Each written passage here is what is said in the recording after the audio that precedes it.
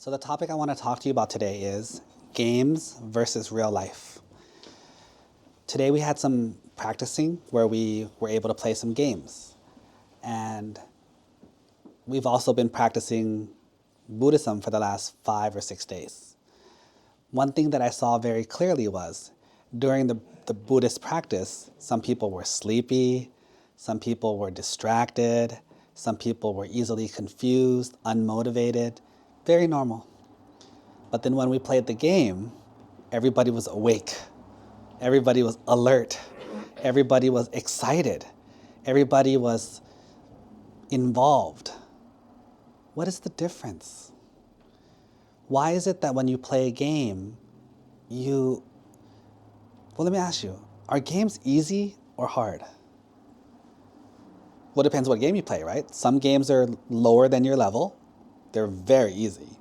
Move 1 box to the left, move 1 box to the right. Congratulations, you win. Very easy game. Some games are a little more tricky. Then some games are very, very challenging. So you would think that everyone plays the easy games and no one plays the hard games, right? It's not true. There is a huge population in our world that loves the hard games. The harder the challenge, the more they want to play. The more complicated it is, the more they challenge themselves, the more they want to play. Think about their attitude. Their attitude is, the more complicated it is, the more I get to test myself. The more I get to push myself. The more I get to improve and learn new skills. Whereas people who only want to play easy games, why do they want to do that? A lot of easy wins, right? A long history of easy, uncomplicated wins. But what happens to your personality then? If you only want to do easy things and you don't want to do hard things, what usually ends up happening is you have a very small factor of improvement because you're not pushing yourself, you're not challenging yourself. But then what happens when you play games that are way too advanced for you? You feel overwhelmed and you feel defeated. So it's very important, like the Buddha said, Luang Por Thoon, and most teachers will tell you, when you practice Buddhism and practice the Dhamma, you have to practice the Dhamma that is appropriate for your current level. What is your level right now? Whatever it is, play that level +1. Play that level +2, right? Because that way you push yourself. Think about playing sports. Let's say that you're a normal tennis player and you play for fun at the YMCA or at the gym. If you want to improve, who do you play against? Beginners? Do you play against other beginners or other amateurs? You play against someone who's a little bit better than you, right? Why? So that you can push yourself, challenge yourself, and hopefully learn from those people, right? You might even want to play against professionals every once in a while, just to see what is the best way to do it. But in the end, the most important thing is how engaged you are.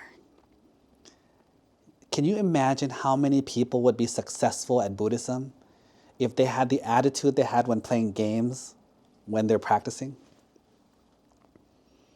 If you had that enthusiasm, you had that fun. The other day we were playing a game about cans and matching cans. It's not even important. But one thing you notice that whenever you match the cans wrong, the host would say, wrong. You match it again, wrong. You match it again, wrong. You match it again, wrong. You match it again, wrong. You match it again, 1 right out of 4. You match it again, 0 right. Match it again, 2 right. Match it again, 2 right. Match it again, all right. How did you get there? How many wrongs was it to get to the conclusion? 99%? And so in the game, we saw the kids play. And when the kids play, we were yelling at them, wrong, wrong, wrong. And what did they do? They were laughing and they were like, just wait, I'll get it right. Just wait, I'll get it right. Think about their attitude towards being wrong, right? Wrong, just watch. Wrong, I got more information. Wrong, I got more information. Wrong again, I got more information. And then finally they were right. Why? Because they were wrong. And because they learned the information from being wrong. Now think about our daily lives now. When your mom says, wake up early, leave me alone. Do your homework, I'll do it later. Clean your room, it's clean enough. When people tell you you're wrong in your real world, you get mad at them. You fight them, you accuse them, and you refuse to do what they say. How are you ever going to get to the success? Like in the game, 99 wrongs, 1 huge success.